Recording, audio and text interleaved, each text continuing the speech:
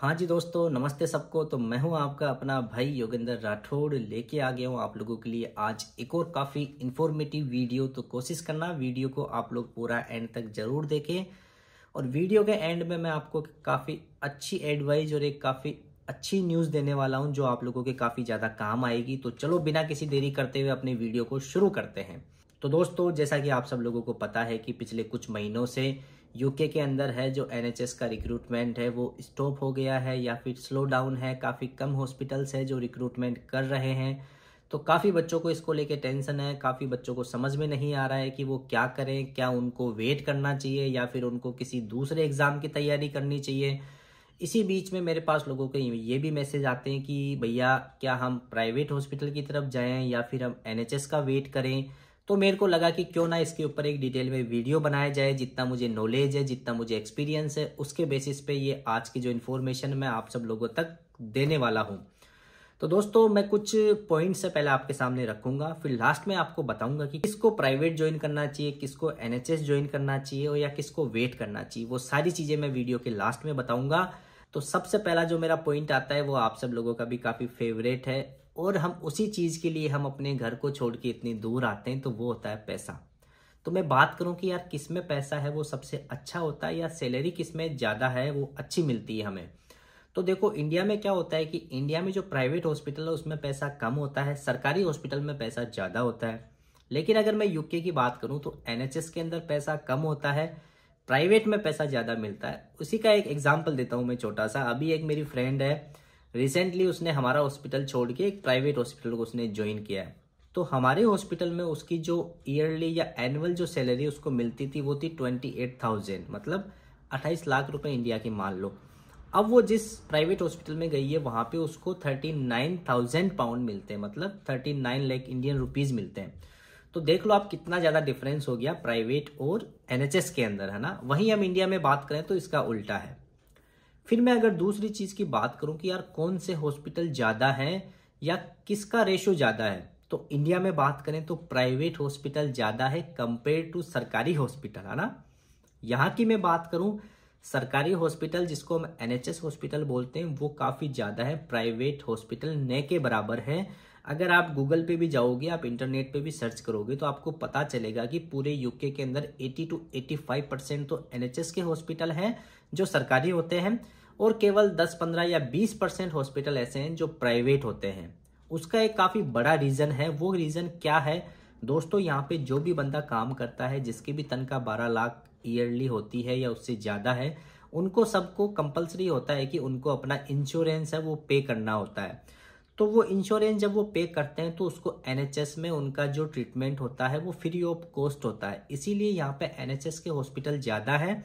यार मैं अगर मंथली 20 से 30 हजार रुपए इंश्योरेंस के पे करता हूँ तो मैं क्यों प्राइवेट हॉस्पिटल में जाऊंगा, मैं एनएचएस में जाऊंगा जहां पे हर चीज मेरी फ्री ऑफ कॉस्ट में हो जाए।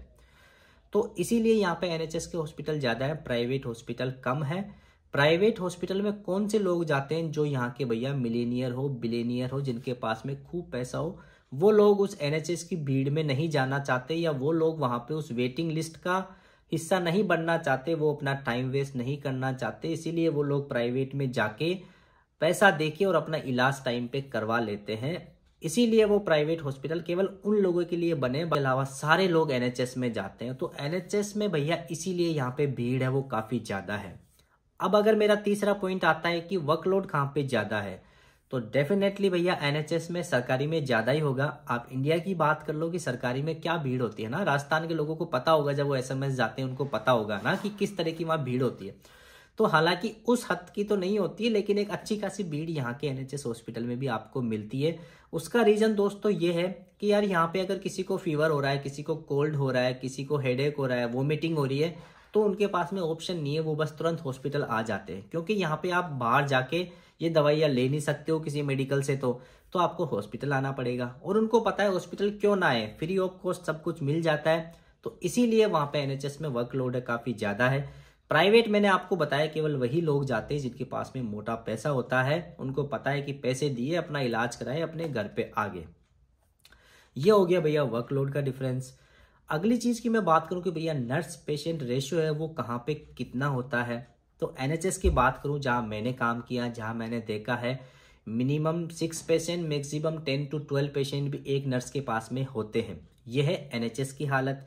वहीं मैं प्राइवेट की बात करूं, मैंने सुना है मिनिमम 3 भी होते हैं, मैक्सिमम 5 या 6 ये होता है प्राइवेट के अंदर एक नर्स के पास में।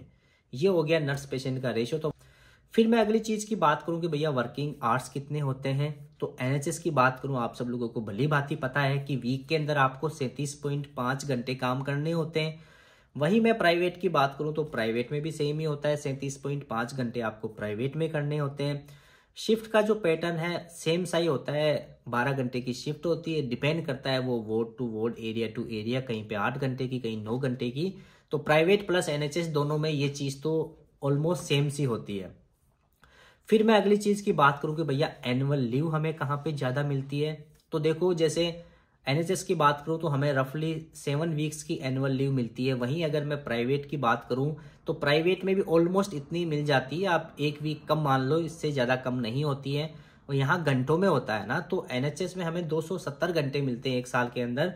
वहीं प्राइवेट में जितना मैंने सुना है कि 250 या 255 घंटे उनको एक साल में एनुअल लीव के मिलते हैं। वो भी पेड लीव होती है, हमें भी लीव है वो पेड मिलती है। अगर हम उस एनुअल लीव में कहीं जाते हैं तो हमें हमारी सैलरी है वो मिलती रहेगी। तो ये हो गया एनुअल लीव का। अगर मैं बात करूं मेटर्निटी लीव की या सिक लीव की, तो एनएचएस प्लस प्राइवेट दोनों के अंदर ये चीज होती है। थोड़ा सा डिफरेंस होता है कि किसी में ज्यादा है, किसी में कम होती है ना। तो ये चीज आपको थोड़ी एनएचएस में इसका एक एक्स्ट्रा एडवांटेज मिलता है, प्राइवेट में इतना नहीं होता है। हालांकि वहां पे भी होती है ना, हम ये नहीं बोल सकते कि वहां होती ही नहीं है। फिर मैं अगली चीज की बात करूं कि भैया आपकी करियर ग्रोथ कहाँ पे ज्यादा होगी। तो करियर ग्रोथ की मैं बात करूं तो भैया वो एनएचएस में होगी। सरकारी हॉस्पिटल होते हैं, इतने बड़े बड़े हॉस्पिटल होते हैं, इतने बड़े बड़े वहाँ वार्ड होते हैं, हर तरह के वहाँ पे पेशेंट आते हैं, हर तरह के आपको वार्ड मिलेंगे। तो आपके करियर ऑप्शंस या करियर अपॉर्चुनिटीज आपके पास में ज्यादा होगी, आपके पास में ज्यादा चीजें सीखने को एनएचएस में मिलेगी। सपोज करो आज आप किसी वार्ड में आते हो, आपको वहां पे अगर मजा नहीं आता है या फिर आपको वो बोरिंग लगता है, तो आप अपना वार्ड चेंज करके किसी नए वार्ड में जाके नया एक्सपीरियंस है वो ले सकते हो। प्राइवेट की बात करूं, मैंने आपको बताया लिमिटेड हॉस्पिटल होते हैं, लिमिटेड वहां पे बेड होते हैं, लिमिटेड वहां पे पेशेंट आते हैं। प्राइवेट हॉस्पिटल कितने बेडेड होते हैं, 50, 60, 70 या 100 या 80 बेडेड हॉस्पिटल होते हैं। तो आप सोचो उसमें आप कितना ही काम सीखोगे, है ना। लिमिटेड वहां पे पेशेंट आते हैं, तो आपको ज्यादा चीजें वहां सीखने को नहीं मिलेगी कंपेयर टू एनएचएस।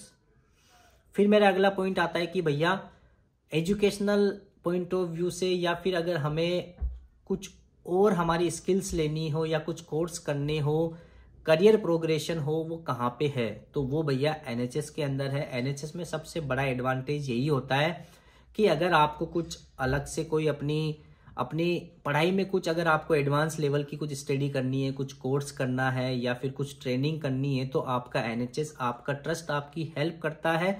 वो आपको पैसे देता है ताकि आप जाके, आपको कोई डिप्लोमा डिग्री करना हो तो आप कर सकते हो। प्राइवेट में ये सब चीज नहीं होती है, प्राइवेट में आपको सारा कुछ आपके दम पे करना होता है, तो वो काफी ज्यादा कॉस्टली होता है। तो ये एक अच्छा बेनिफिट मानता हूं मैं एनएचएस का। फिर अगली चीज की मैं बात करूं कि यार कहाँ पे हमें ज्यादा काम करने को मिलता है। अगर हम एक्स्ट्रा शिफ्ट की बात करें कि अगर हमें बैंक करनी है, एक्स्ट्रा शिफ्ट करनी है, तो हमें कहाँ ज्यादा मिल सकती है, डेफिनेटली एनएचएस में मिलेगी। क्योंकि वो होते ही इतने बड़े बड़े हॉस्पिटल हैं कि सपोज करो अगर आज आपके वार्ड में काम नहीं तो आप किसी दूसरे वार्ड में जाके काम कर सकते हो। वहीं प्राइवेट की बात करूं, छोटे छोटे हॉस्पिटल होते हैं, जैसे ऑर्थो का हॉस्पिटल हो गया, सर्जिकल हो गया, या फिर मेटर्निटी हो गया। तो ये काफी छोटे छोटे हॉस्पिटल होते हैं, उनमें लिमिटेड पेशेंट होते हैं, लिमिटेड बेड होते हैं, लिमिटेड स्टाफ होता है। तो आपके पास में जो एक्स्ट्रा शिफ्ट करने की जो चांसेस होते हैं वो काफी कम होते हैं प्राइवेट हॉस्पिटल में। एनएचएस की बात करूं तो वहां पे अनलिमिटेड होता है, आपको जितना काम करना आप कर सकते हो। काफी बड़े बड़े हॉस्पिटल्स होते हैं। फिर अगर मैं अगली चीज की बात करूं कि यार जॉब सिक्योरिटी कहाँ पे है, देखो यार ये चीज तो हमें कंसिडर करनी चाहिए, है ना। क्योंकि यार हम अपने देश से या अपनी कंट्री से यहाँ पे आते हैं, तो सबसे पहले हम यही चाहेंगे कि यार हमें जॉब सिक्योरिटी मिले। हम ऐसी ट्रस्ट में जाके या फिर ऐसे हॉस्पिटल को ज्वाइन करें जहाँ पे हमारी जॉब सिक्योर हो। तो वो कहाँ पे होगी भैया, एनएचएस में होगी। सरकारी में होती है, सबको पता है ना, ये आप लोगों को भली भांति पता होगी। आपके पेरेंट्स आपको ये चीज रोज याद दिलाते होंगे कि भैया सरकारी क्या होता है ना, सरकारी क्यों ज्वाइन करना होता है। तो वही चीज यहाँ पे प्राइवेट का कुछ पता नहीं है, आज आपको लेंगे, हो सकता है कल आपको निकाल भी दें, हो सकता है आपका सैलरी चेंज कर दे, हो सकता है वो हॉस्पिटल ही बंद हो जाए, या फिर उस हॉस्पिटल में किसी भी तरह की अगर कुछ भी मिस्टेक या कुछ होती है तो उसके रिस्पॉन्सिबल आप होते हो। तो ये सारी चीजें थोड़ी सी रिस्की है कंपेयर करते हो एनएचएस में।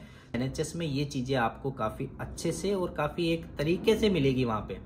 तो प्राइवेट में ऐसा कुछ फिक्स नहीं होता है। प्राइवेट की जो जॉब है वहां भी हालांकि कॉन्ट्रैक्ट होता है कि आपने 3 साल के लिए ज्वाइन किया है, 2 साल के लिए, बट कुछ पता नहीं है ना कब वो चीजें चेंज हो जाती है, क्योंकि वो एक इंडिविजुअल बॉडी होती है, इंडिविजुअल पर्सन अपने हॉस्पिटल को रन कर रहा होता है, तो वो सारे उसके अंडर में होता है। एनएचएस की बात करें, वो पूरा गवर्नमेंट रन करता है, तो गवर्नमेंट से उसको फंड मिलता है, तो सारी चीजें गवर्नमेंट के अंडर आती है, तो वो एक वहां पे थोड़ी सी जो सिक्योरिटी है ना वो एक ज्यादा मानता हूं मैं एनएचएस के अंदर। अब अगर मैं बात करूं कि भैया यार हम प्राइवेट में क्यों नहीं आते लोग, क्योंकि यार देखो प्राइवेट, पहले मैंने बताया आपको लिमिटेड हॉस्पिटल है तो उनमें लिमिटेड ही वैकेंसीज आती है, तो सबका नंबर नहीं आता है। वहीं मैं अगर एनएचएस की बात करूं तो 80 to 85% पूरे यूके में एनएचएस के हॉस्पिटल है, और वो इतने बड़े बड़े हॉस्पिटल होते हैं कि उनके अमाउंट के अंदर वहां पे स्टाफ की जरूरत होती है, तो इसीलिए एनएचएस के अंदर हमारे लिए जॉब लेना काफी ईजी होता है कंपेयर टू प्राइवेट के।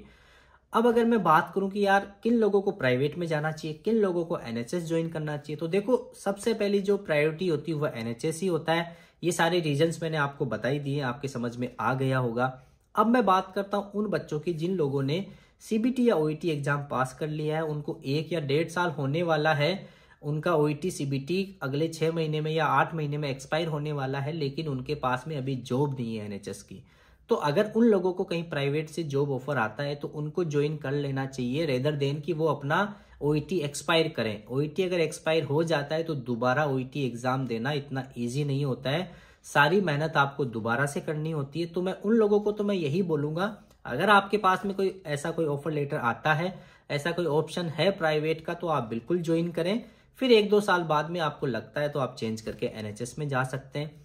इसके अलावा जो भी लोग हैं, जो भी कॉलेज में हैं या जो अभी हॉस्पिटल में हैं या जो लोग फ्रेशर हैं, उनको भी ऐसे ऐसे अगर कहीं वीडियो देखे हैं कि साहब प्राइवेट में अच्छा पैसा है, तो उनके दिमाग में भी ये आता है, क्योंकि हमारा केवल मोटिव पैसा कमाना ही है। जहां हमें बिग अमाउंट या अच्छा पैसा दिखता है, फिर हम सारी चीजों को सबसाइड कर देते हैं, बाकी चीजों को हम इग्नोर कर देते हैं। तो मैं उन लोगों को मैं यही बोलूंगा कि भैया एनएचएस को अपनी फर्स्ट प्रायोरिटी रखें, प्राइवेट हॉस्पिटल है उनको अपने दिमाग में ना लेके आए। एनएचएस में जब कभी भी वैकेंसीज आएगी आप लोग अप्लाई कर सकते हैं। एनएचएस एक अच्छा हॉस्पिटल होता है, आपको एक अच्छा प्लेटफॉर्म देता है ताकि आप अपनी अच्छी ग्रोथ कर सको। वो किस लिए, जब आप इंडिया से आते हो, एक बार अगर आप एनएचएस ज्वाइन करते हो, अगले 4, 5, 6 साल आपने वहां काम किया, काफी कुछ चीजें सीखते हो, अपनी करियर ग्रोथ करते हो, फिर आपको लगता है कि यार अब सब कुछ मैंने अचीव कर लिया, मुझे अब कुछ नहीं करना, मेरे पढ़ने की बस की नहीं है या फिर मुझसे एक्स्ट्रा काम नहीं होता है, तो फिर आप ऐसे किसी प्राइवेट हॉस्पिटल को ज्वाइन करो जहां आपको मोटा पैसा मिले, काम कम हो, आप अपनी फैमिली के साथ में अपना टाइम है वो एंजॉय कर सकते हो। बट वो लोग जो अभी यंग है, यंग एज में यहाँ आते हैं भैया, उनका ब्रेन भी अभी काम करता है, तो वो एनएचएस में जाएं और वहाँ के जो ऑफर है या वहाँ की जो अपॉर्चुनिटीज है उनको ग्रैब करें, अच्छे अच्छे कोर्स करें, अच्छे अच्छे यूनिवर्सिटीज में जाएं, ताकि आपके पास में आगे फर्दर अपने प्रमोशन के लिए या अपने बैंड इंक्रीज करने के लिए आपके पास में अच्छे ऑप्शंस हो।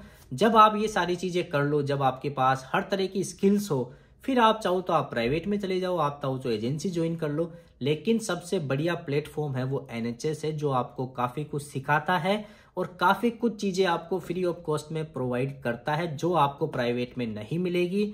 तो दोस्तों आई होप कि ये सारे पॉइंट्स सुनने के बाद में आपके डाउट क्लियर हो चुके होंगे। फिर भी अगर आपका कोई डाउट होता है तो आप मुझे कभी भी मैसेज कर सकते हो, कभी भी मुझे कॉल कर सकते हो, इस वीडियो के नीचे कमेंट कर सकते हो, मैं हर किसी का रिप्लाई करने की कोशिश करता हूं। तो दोस्तों अगर वीडियो अच्छा लगा तो प्लीज लाइक करें, कमेंट करके मुझे बताएं और अपने और दोस्तों के साथ में शेयर करें। Thank you so much.